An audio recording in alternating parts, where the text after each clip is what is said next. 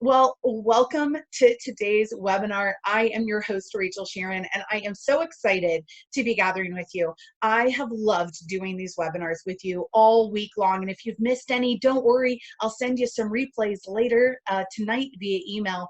And long story short is getting together is getting even more popular by demand and sometimes by force, which is why I'm so pumped here that you guys have joined me for ensuring your virtual meetings are productive. I am so pumped. And before we get started, I wanted to toss out a poll because when I say the word meeting, a lot of different things come to mind. So you're going to see a poll come up on your screen here in just a minute.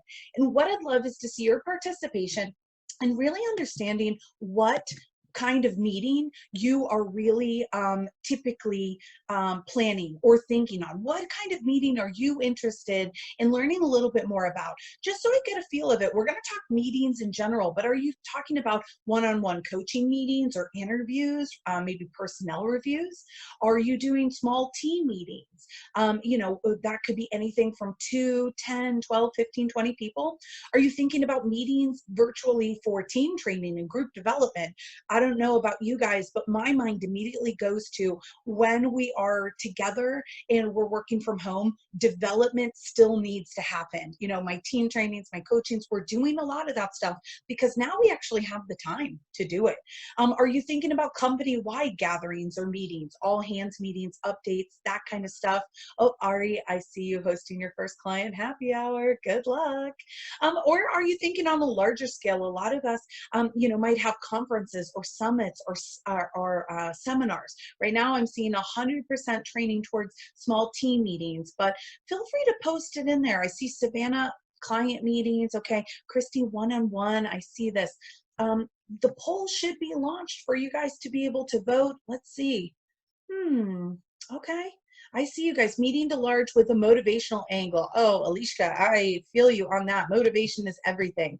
Well, if it's good with you guys, we're going to launch into understanding a general idea around meetings, and then we'll have a question and answer portion about 25 minutes in so that you can ask all your specific questions. And full disclosure, chances are if you have a question, someone else does too. So a few rules, just make sure that you're chatting in the chat. I'll be able to check that once in a while. And if you have a question that you want me to answer during the question and answer, just pop it in the little box that says Q&A. That's where I'll be answering most of the questions from. So without further ado, let me share my screen and let's get this webinar started. You know, ensuring your virtual meetings are productive, I think, are one of the things we all have a big question mark around right now.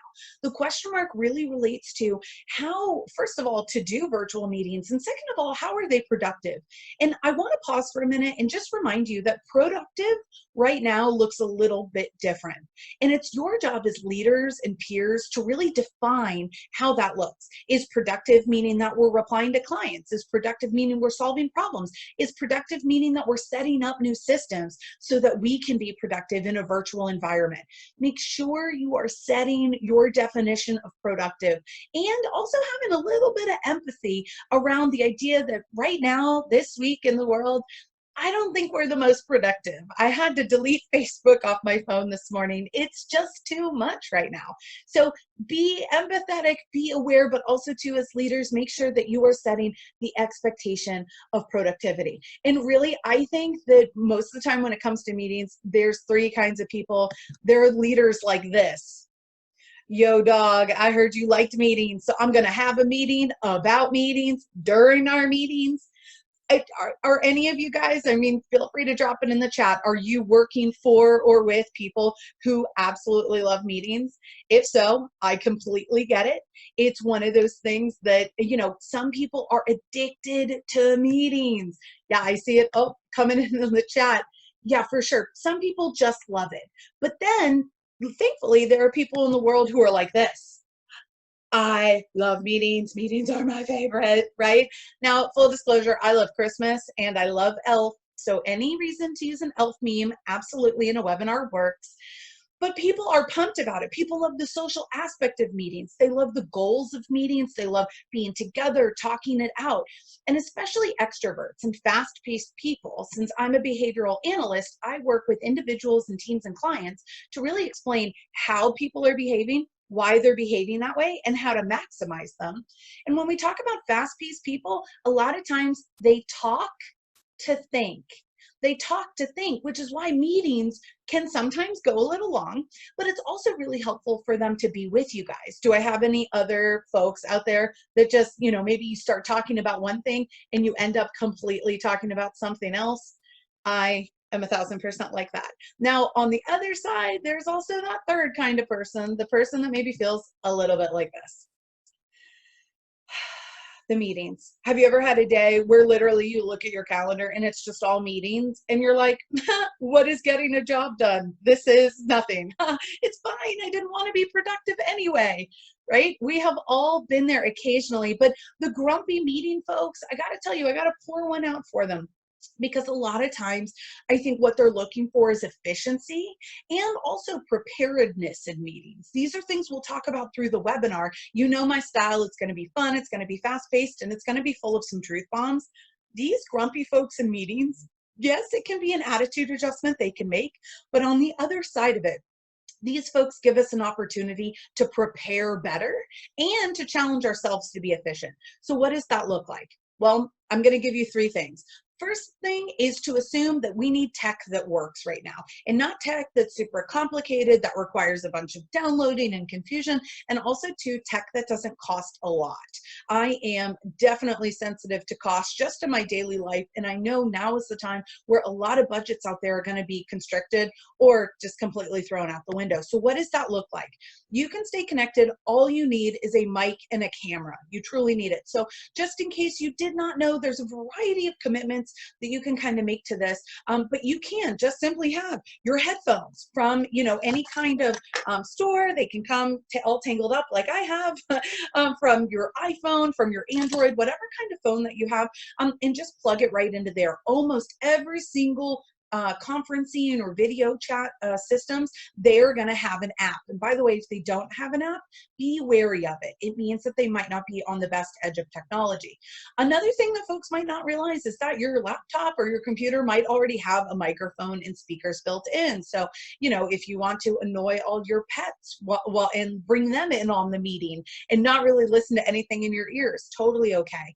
And then if you want to invest a little bit more, you can actually purchase, when we're all allowed to leave our houses, things like a Yeti mic and a webinar cam. So sometimes our computers will have built-in cameras. That's what I'm using right now. On future webinars, you'll see a different camera that's a more kind of high-end model that attaches to any computer. A Yeti mic, no, it's not a Yeti cooler. It's simply a Yeti mic. I'm going to lift mine up right now so you guys can take a look at it.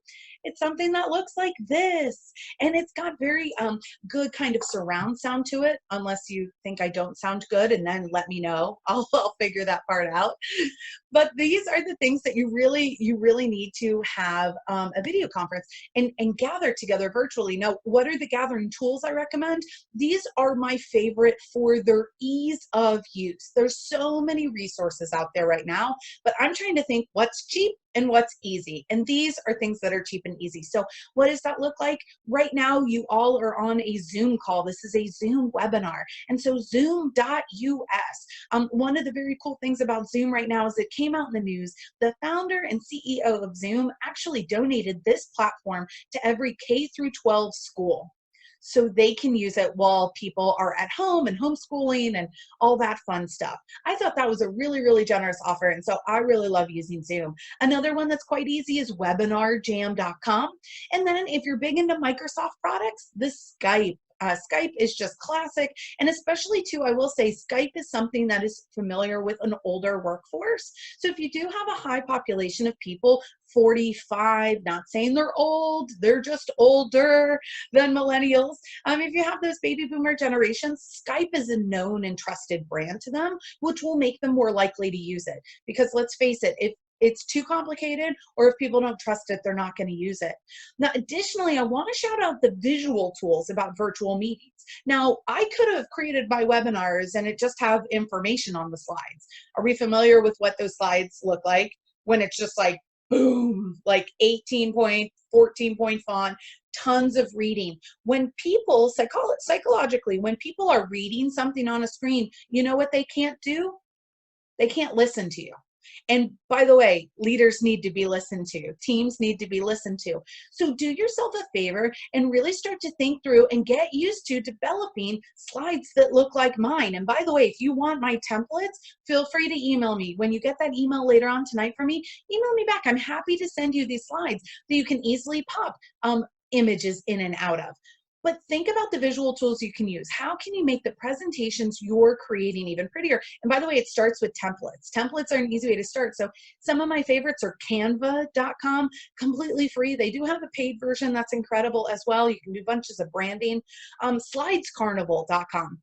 So you'll see this layout that I'm using is actually from slidescarnival.com. I just customized it for myself. I like that little happy banner at the bottom and the fonts that they use. They have hundreds of templates for free. There's also something called Prezi.com. Prezi is really cool because it does all of this 3D animation and animation within slides. It's very, very neat. I would recommend that for advanced presentations, or if you are listening to this and are doing high-end sales and enterprise sales presentations virtually right now. It's an incredible, incredible software. It does need strong Wi-Fi. Additionally, if you want to get great stock photos like the ones you see throughout my webinars, you simply go to pixabay.com. There's tons of royalty-free images sites out there, but Pixabay to me has some of the nicest images. If you have any other visual tools that you love to see in presentations, drop them in the chat.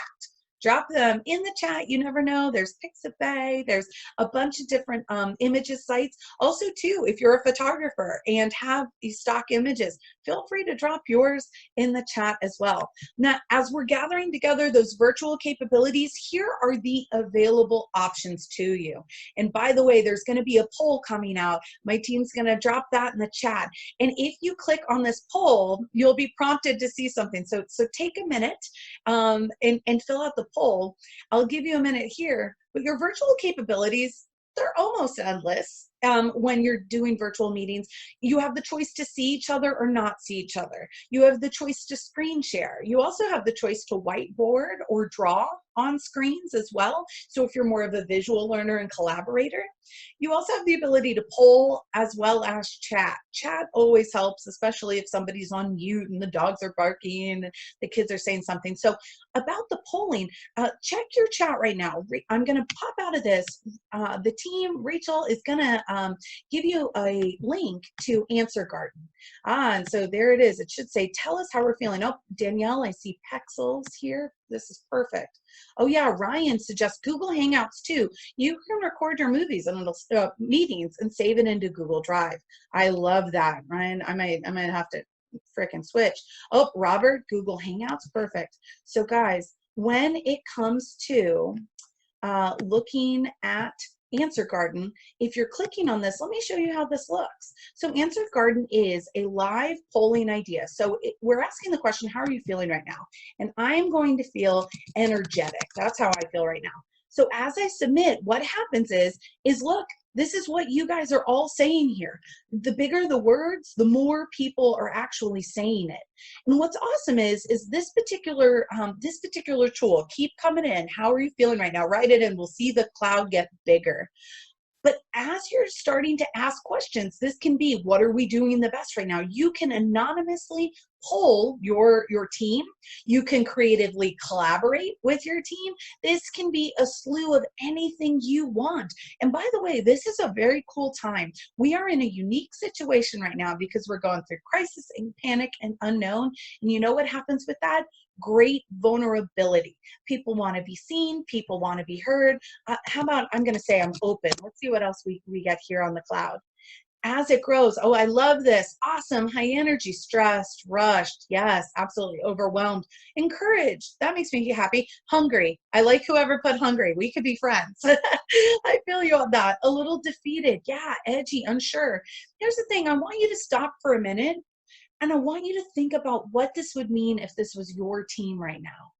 If you sent this out to your company right now in an email and you know, Answer Garden is what we use here. Just go to answergarden.com. Set this up and create some questions that are going to open up some opportunity. And if you're wondering what to say to your team, if you're wondering how to say it to your team, these word clouds, they'll tell you exactly what's on people's minds, even if they don't feel comfortable saying it out loud. I'm gonna add one more thing. I'm gonna act connected. That's how I'm feeling right now. Let's see this final word cloud. See how it populates. Oh, it looks great. I like how somebody said sanitized. That's great. Like a crazy cat lady. I see that.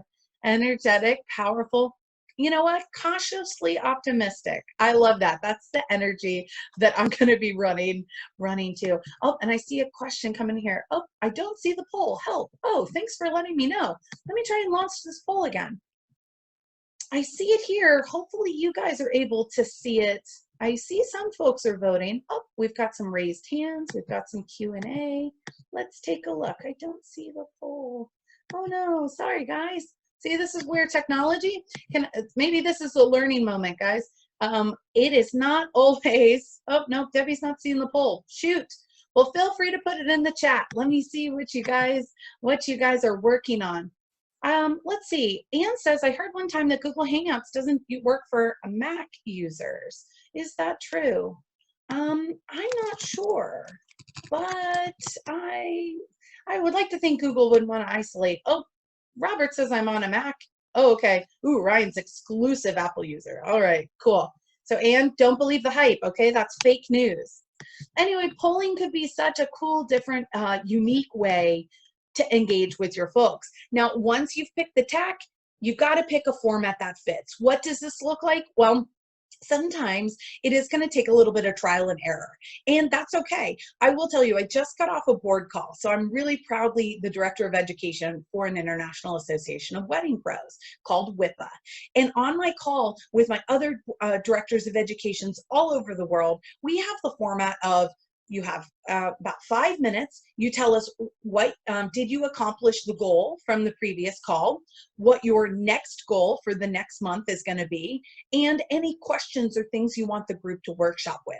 That is a format that works for me. I really enjoy it for my particular calls and for that need. But what does the format that fit look like? Well, let me share this with you. I hope you're able to listen to this. This was hilarious. We just got shared with it. Thanks, Anissa, for sharing it with us yesterday. Oh, it doesn't look like it wants to work. But if you go to YouTube after this video and you bring up a video conference call in real life, this is absolutely hilarious. Now, of course, this is proving the model that technology doesn't always work. But you know what? We have to own it and we have to keep moving on. So when it looks like this, it's a bunch of pinging and dinging and people are coming in all over the place. In this video, it's absolutely hilarious. And it's my goal to try and help you guys avoid that. So what does this look like? Virtual meeting fails. What doesn't work? Well, I just like to laugh at this picture. Look at this picture. Somebody has taken 3 frozen popsicles and put them into a mason jar. I don't know if it's a catering event. I don't know if it's like 3 degrees outside. Who the heck would position popsicles like this? I'm not sure. It was pretty for the picture, but it's not great for execution. So what are the fails of virtual meetings? An unknown agenda. People, when they don't know what they're talking about or the expected results of the meeting, what they can prepare for. Unclear expectation or instructions. What are the instructions people need? Where are you meeting? When are you meeting? When does it start? Again, the agenda, what does that look like? How about late arrivals? Have you set the tone already for, hey, somebody emails you and says, hey, listen, I'm going to be running late. Did you already coach them to make sure that they were on mute? Did you coach them to say, just slide in quietly? Or do you say, announce yourself and please let us know, right? Whatever your preference is, you've got to set those expectations. Muting, this is an important one, guys. If you're not already doing this for your virtual meetings, set the expectation that everyone is on mute and that they will unmute as they need to talk. Or if you're using something like Zoom, thankfully you just push that button that says mute everyone upon arrival. It works wonders. How about the lack of focus? Have you ever been on a virtual meeting? Like you all can see me right now and I can't see you. So I'm just hoping that you're having a great time and laughing along and learning along. But what if you were teaching me or we were having a meeting and you see me and I'm like, what do you think I'm doing? I'm looking at my phone. That's never a good look, right? Lack of focus is oftentimes going to be one of those things where I think as leaders, especially, we're concerned about how much focus people are giving us. We're going to talk about that. How about no leader in a meeting? Have you ever gotten on a call and you're like, hey, this is Rachel, how's it going? People are like, hey, what's up? And you wonder, what are we all doing on this meeting? Yeah, who is the assigned leader? And by the way, that doesn't have to be positionally. All virtual meetings have the opportunity to actually work as a coach to grow your team into the leaders and managers you want them to be. And by the way, the third and final one, a lack of next steps. Next steps after a meeting, I mean, this is how people kind of get in the meeting after meeting after meeting cycle, is we're not setting next steps that also look like timelines, right? And deadlines. So, these are just a variety of the things that can really set you up for failure and frustration. And welcome to my pup Bricks. He's here to bring you some happiness today. But how do you make a meeting that rock? Well, great news. I've created a resource for you. You're going to see that on the replay email that you get later tonight. But just to give you an idea, an agenda that includes updates, that includes next steps, a question and answer time, as well as a connectedness time and clear expectations. I'm going to give you my sample agenda for that. That is a key component, what your agenda looks like, because here's the thing, there's two kinds of folks, I think. There's the people who read the agenda, and then there's the people who arrive at the very last minute and who are like, hey, what's up? What are we talking about? Okay. All right, I'm catching up. Make the agenda. Even for fast-paced folks, it's one of those things that is really, really helpful because it forces you to think out your ideas and plan just a little bit more. You have an opportunity here, everyone watching, to have a virtual meeting that is really, really successful and things that people actually gain things from. Have you ever had that? You've walked in somewhere or done something and your expectation level is really low, and then someone's really exceeded it and you're like, not bad. That's what our goal is for virtual meetings. We don't want people to groan. We want people to show up and grow. So the third aspect of a great virtual meeting is we're wrapping up here, and then I'll stay as long as you guys want for questions. But it's really talking about thriving in meetings. We're not just meeting to get together. We're not just meeting to, catch up or give updates. We could give updates in so many different ways. Email, task list, Slack, Trello, Basecamp, Asana. If you're not familiar with those are essentially project management tracking softwares that are free to you. So if you have questions, email me. But really, we want people to thrive in meetings. And I think this looks like a few different ways. Past the actual agenda, setting unique meeting timeframes. These are, by the way, some of my favorite in-person strategies as well. As a trainer and facilitator for teams, I need and want people to open up. I need and want people to realize the fun that they can have when they're together, they're united, and they're learning. So setting unique meeting timeframes. Why do we meet in 30-minute increments? Why do we meet in 60-minute increments? If you meet in a 30-minute increment, then you cannot back-to-back your meetings because you will already be late for your next meeting. Why do we do this? Here's a hack. Set 25-minute meetings and 55-minute meetings. And you know what's awesome? You're always ending early, and it's psychologically just a little bit more pressure when you put those fives as the last number. It's such a funny thing, the brain. It's a big, stupid, wonderful muscle. What about video or comedy watching together? You see something funny? Share it. I started this presentation with memes. Who does that? I do, because I like to laugh. I think that if people not even I know that if people are smiling and laughing, they're open. And if they're open, they're going to be more willing to change. They're going to be more willing to work. You know what? They're going to be more willing to accept and come along with and open their minds to different ideas. Questions that I love to ask: what are you most looking forward to in the week ahead? What are you most looking forward to in the week ahead? I mean, you guys can drop it in the chat. What are you most looking forward to over the weekend? I don't even know. Sleeping in, that's going to feel good. Maybe taking the dog for a walk. Watching some new things on Netflix. Oh, and Frozen 2 just came out on Disney Plus. Okay, I've got a list. I'm looking forward to a lot. Now, this one's a great coaching question, just in general, not only on meetings, but really in private meetings you have with folks. How do you feel on a scale of 1 to 10? How do you feel on a scale of 1 to 10? This is so powerful. This is a lot from the cognitive behavioral family, because here's the thing, on a scale of 1 to 10, it changes every single day, and that's okay. We're human. The follow-up question to that is, how do you feel about work on a scale of 1 to 10? Because at the end of the day, I might feel like a 10 about work. Like, I love this. I love serving people. I love training people. I love being with you. And this is my dream. This is just so much fun for me. And I feel like I'm helping. But personally, I mean, if I'm on a scale of 1 to 10 today, I'm about a 6. I'm worried about my friends and family in the hotel industry that's getting laid off or fired. I'm concerned that I don't understand a lot of the news that's coming out. But I'm still so grateful for my health and my husband and my dog and my house. And, things, I rarely get below a 5, even if the world is on fire. So that's me. But these numbers help. And by the way, check in on your spouses, check in on your siblings with this kind of stuff. And by the way, if you are disappointed with what they're saying, check your expectation at the door. But if they're in the 5 range, they're 6 range, lower, ask, is there anything I can do to help you get to a 10?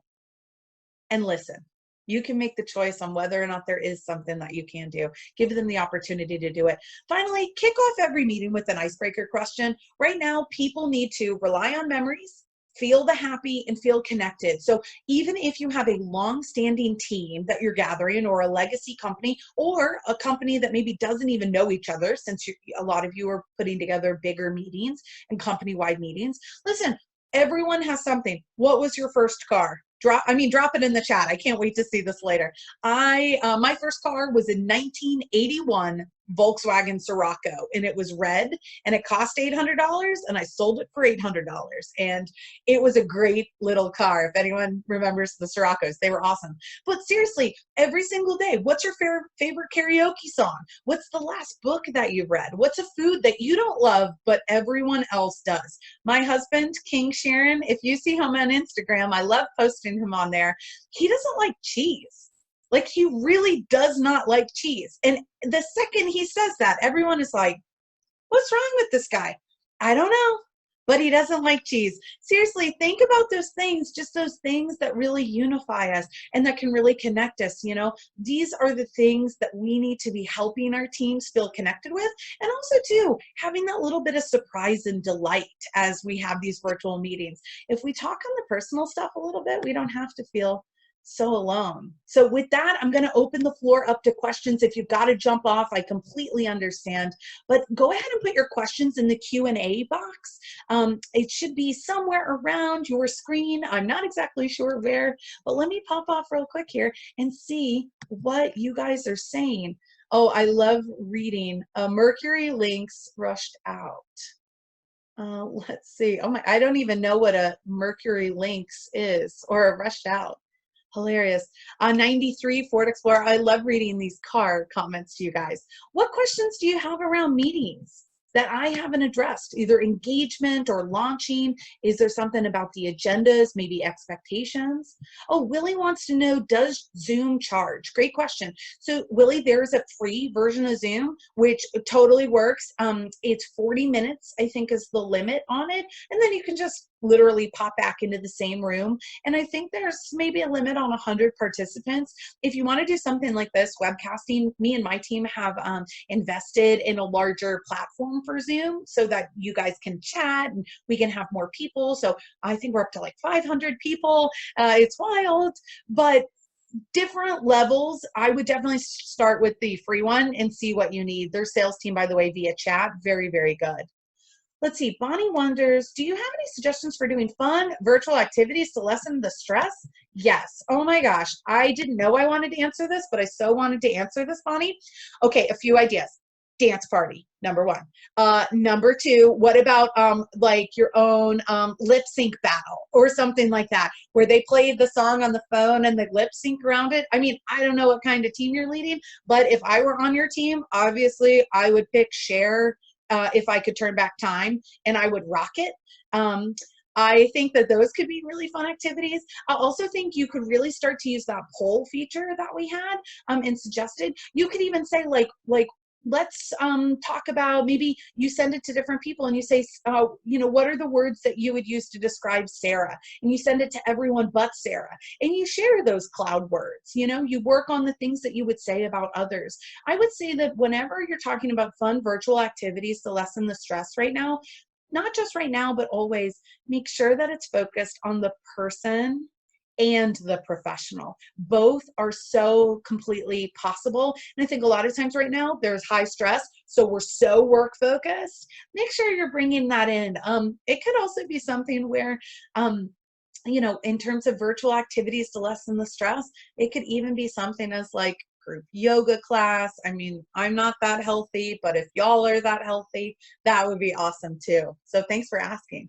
Christy asked, what about how to work with physical samples that you normally showcase in person and how to show them on screen? This is so good. And Christy, I'm going to use the example. I don't know what you do, but can I use the example of being a linen person? Can you let me know in the chat what you're trying to sell? In my mind, the first thing that came to me is velvet. You know how velvet feels and velvet looks. What I think this gives an opportunity for is, number one, getting good lighting. Christine, if you don't have one of those ring lights already, they can range anywhere from $30 to $50. I would heavily recommend you get actual like stand-up lights for showcasing your items. So that lighting is really, really helpful.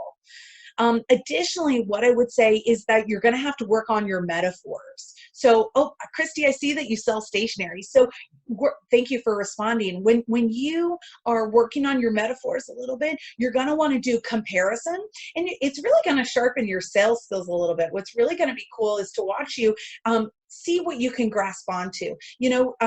If you, for example, have a stationery suite and you say, you know what, this is the Kim Kardashian stationery suite. I mean, if Kim was a client, she would definitely pick this. And people might like that or not like that. You might say that if this stationery set was Hillary Clinton, well, that's a very different feeling. If this stationery set was Honey Boo Boo, well, that's a different set, right?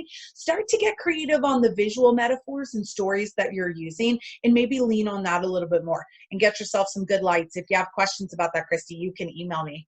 Let's see, we've got Alicia says, do you have any questions for virtual activities for introverts? Yes, Alicia, for introverts, if you can, keep the camera off. And I would say give them the opportunity to use the chat and or prep them with the activities in the future ahead of time in that agenda, in that calendar meeting. Say, listen, I want you to prepare responses for these 3 things, because a lot of times introverts are going to be those people that read the agenda, and then extroverts are going to be the ones that don't. So as much planning as you could give, that would be great. I would also say, I'd go back to a little bit on that suggestion I gave for Bonnie. Any activity that helps people brag about other people, that's a win-win. Introverts will come out of their shells and they will try their very hardest when they're talking about someone else. So try and make it less focused on them and more focused on other people. I actually do a great training exercise in some of my team training, and it's where we write out our job descriptions, and then we pair up, normally opposites. It can be like sales and ops, or internal and external, front of house, heart of house, that kind of stuff. And what we do is we pair up those folks who maybe don't know each other as well, or maybe come to odds sometimes, and we have them share their job descriptions, and then they brag about each other to the group. And to see that, it's one of my favorite exercises I do, because what you do is, I lean on Brene Brown here, people are hard to hate close up. People are hard to hate close up. So the more you can give them that get to know you time, there's some magic that happens there. I hope that helps.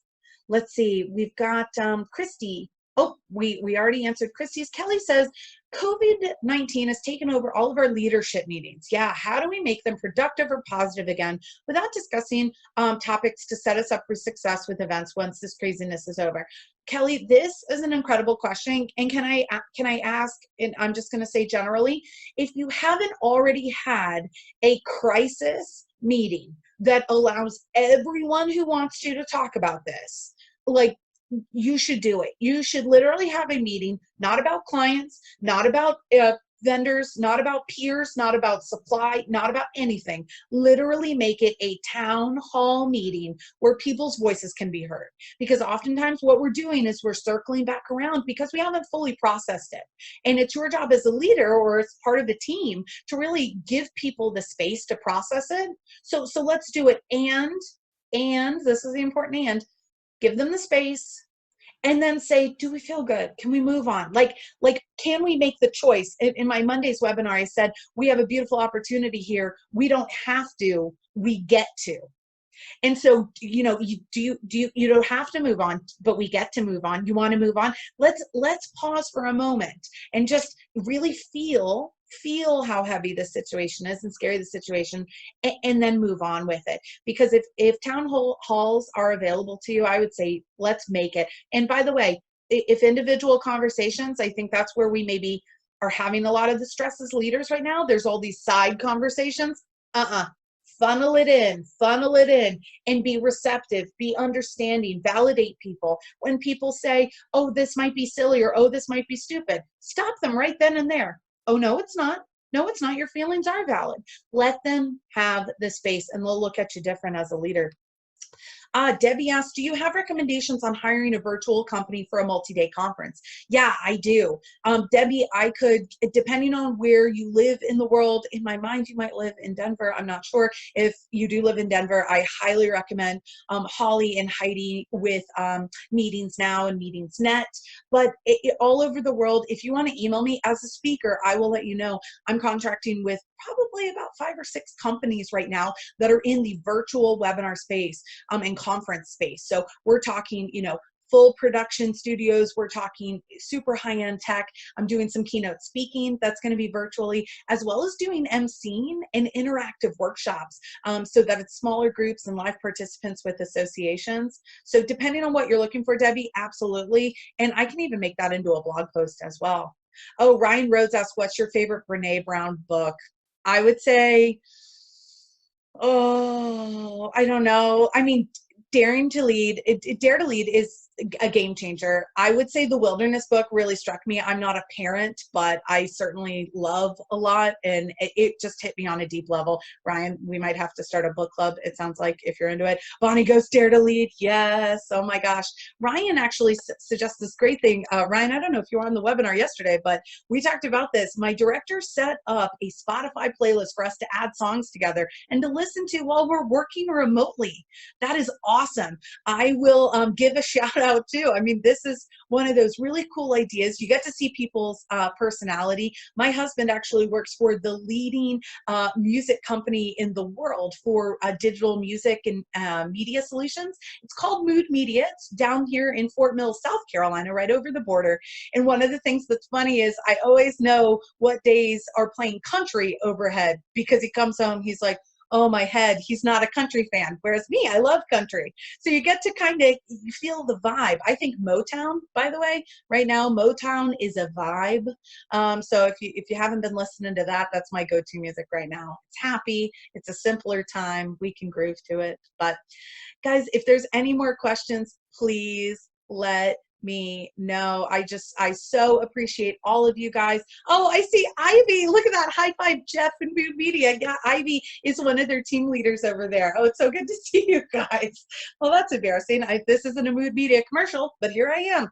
So anyway, listen, another webinar is coming to a close. If you have questions, email me at hi@rachelsheerin.com. And tomorrow is the last of my free crisis webinar series. It is talking about money. Bring your salespeople, bring your sales managers, bring your clients that need to get kind of checked into the boards. Listen, we're going to be talking refunds, cancellations, having intense money conversations right now. Follow me on Instagram. I'm at Rachel.Sheerin. You can see pictures of my dog. You can see whenever I get upcoming travel locations, that's where I would normally post it.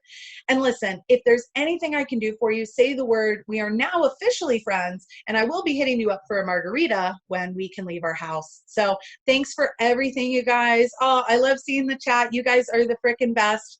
I'll see you soon. Wash your hands. Stay great. You don't have to. You get to. I'll see you later. Bye, guys.